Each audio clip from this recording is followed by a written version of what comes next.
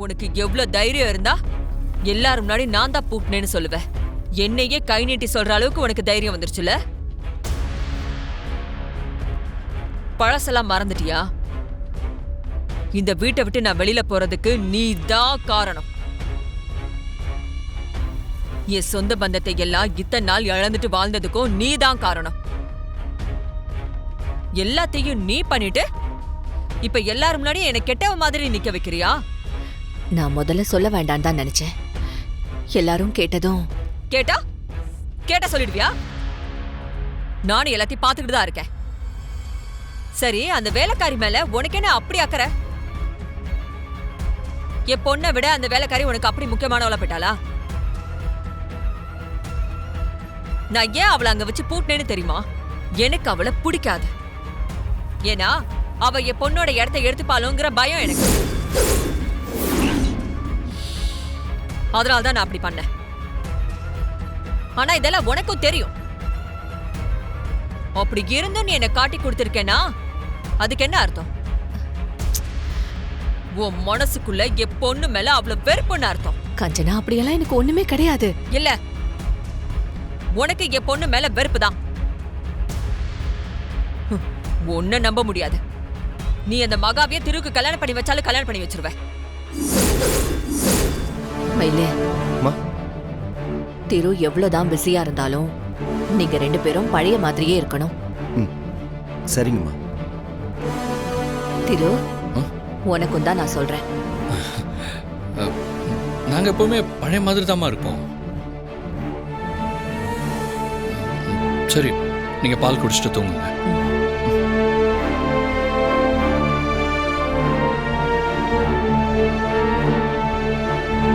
மயிலே, மா, திரு போயிட்டானா?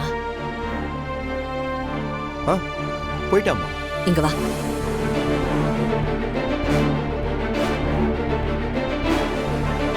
ஆமா, திரு உன்கிட்ட ஏதாவது சொன்னானா? எதை பத்திமா? இல்ல, அவனுக்கு கண்டிப்பா கல்யாணம் நேரம் ஆயிருக்கும்னு பரத்வாஜ் சாமிகள் சொன்னாரு. திரு கிட்ட கேட்டா அவன் இல்லைன்னு சொல்றான். அத பத்தி திரு உன்கிட்ட ஏதாவது சொன்னானா?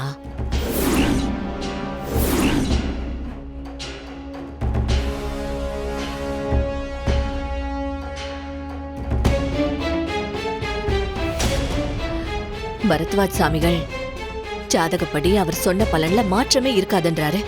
எனக்கு ஒண்ணுமே புரியல. அதான் நான் உன்கிட்ட கேக்குறேன்.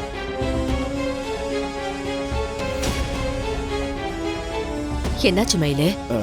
அது அது அப்படிலாம் எதுவும் சொல்லலமா.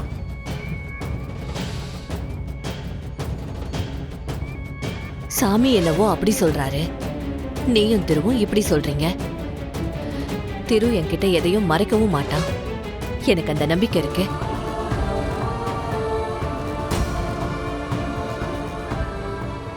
ஆனா பரத்வாஜ் சாமிகள் ஜாதகம் பார்த்து சொன்னா அது ரொம்ப கரெக்டா இருக்கும். ஐயோ, அதான் மனசுக்கு ரொம்ப குழப்பமா இருக்கு.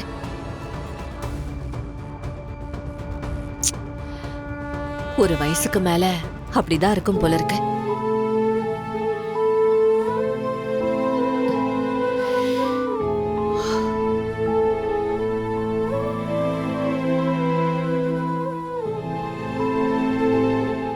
இந்த வளையல பார்த்து உன் முகமே மாறி போச்சு.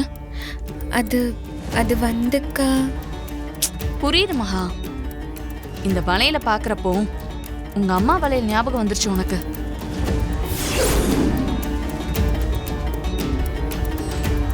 யாருக்கும் அப்படிதான் தோணும். 10 பவுன் வளையல்னா சும்மாவா? ஆமா, உன் வளையல திருடினானே, அந்த திருடனை பத்தி போலீஸ் ஸ்டேஷன்ல எதுவும் சொன்னாங்களா?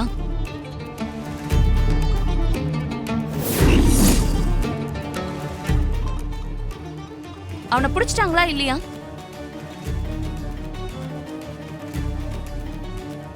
போலீஸ் இன்னும் எதுவும் சொல்லலன்னு.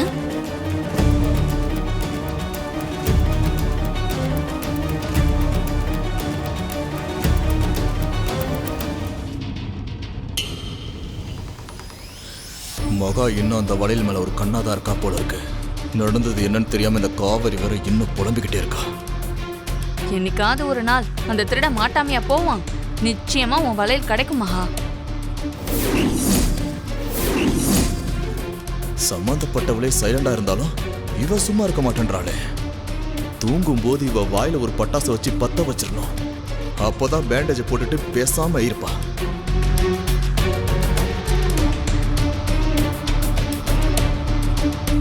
என்னாச்சு மகா? அது ஒன்றும் இல்லைக்கா. சீக்கிரம் அந்த வளையல் கிடைச்சா நல்லா இருக்கும்னு நினைச்சேன். கிடைச்சிரும் கிடைச்சிரும். உன் நல்ல மனசுக்கு சீக்கிரமாவே கிடைச்சிரும்.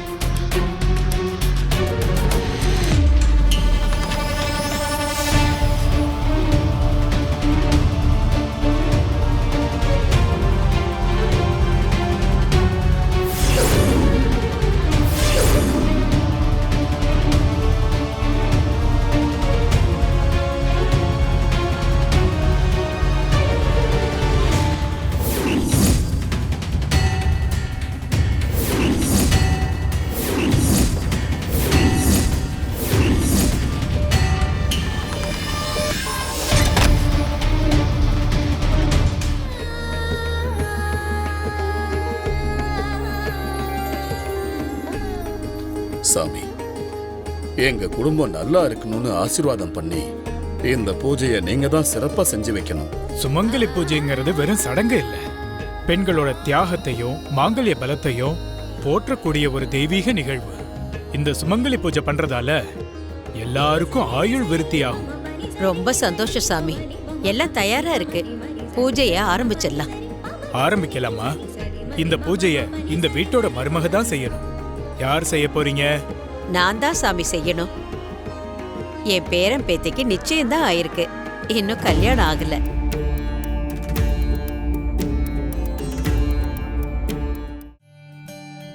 இது என் மூத்த பொண்ணு, இவர் மாப்பிள்ள.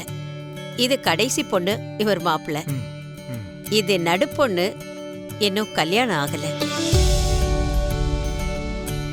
ஒரு சுமங்கலி பொண்ணு தான் கணவனை நினைச்சுக்கிட்டு இந்த பூஜையை செய்யணும். சுமங்கலி பெண்களுக்கு மங்கள பொருட்களை எல்லாம் தானமா கொடுக்கணும்.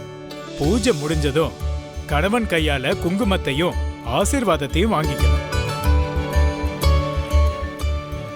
இப்படி செஞ்சா அவங்க ஆயுள் பெருகும், தீர்காயுஷா இருப்பாங்க. இப்படி செய்யலன்னா அந்த கணவன் உயிருக்கு ஆபத்து வர வாய்ப்பு இருக்குமா?